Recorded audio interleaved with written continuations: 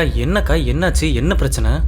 அரவிந்த், நீ நல்ல பையன், எந்த பொய்யும் சொல்ல மாட்டேன், பிரச்சனை பண்ண மாட்டேன்னு தான் நீ பேச்சுலராக இருந்தாலும் பரவாயில்லன்னு உனக்கு நான் இங்கே வீடு விட்டேன். இந்த பொண்ணை நீ என்னன்னு சொல்லி இந்த வீட்டில் தங்க வச்ச? உன்னோட ஒய்ஃபுன்னு தானே. ஆனால் உங்கள் 2 பேருக்கும் இன்னும் கல்யாணமே ஆகலை. யாருக்கா சொன்ன எங்கள் 2 பேர் கல்யாணம் ஆகலன்னு? சரி, இவ உன் ஒய்ஃப் தானே, அவள் கழுத்தில் தாலி எங்கம்மா தாலி எங்கம்மா? அக்கா சாரிக்கா, நான் பொய் தான் சொல்லிட்டேன். எங்கள் 2 பேருக்கு கல்யாணம் ஆகலக்கா. உண்மையை சொல்லியிருந்தா நீங்கள் எங்களை தங்க விட்டுருக்க மாட்டீங்க. சுச்சுவேஷன் அப்படி.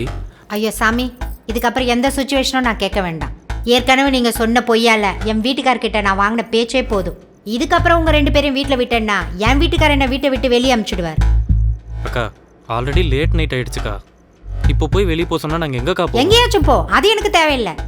எங்கேயாச்சும் போவா? அதுன்னு நீங்கள் சொன்ன உடனே நாங்கள் போயிடணுமா? அட்வான்ஸ் ரெண்ட்லாம் கொடுத்துருக்கேன்ல.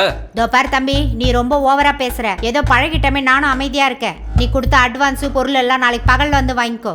இப்போ நீங்கள் 2 பேரும் இந்த இடத்த விட்டு காலி பண்ணுங்க. நீங்களா போனால் உங்களுக்கு மரியாதை இல்லை, செக்யூரிட்டியை கூப்பிடவா?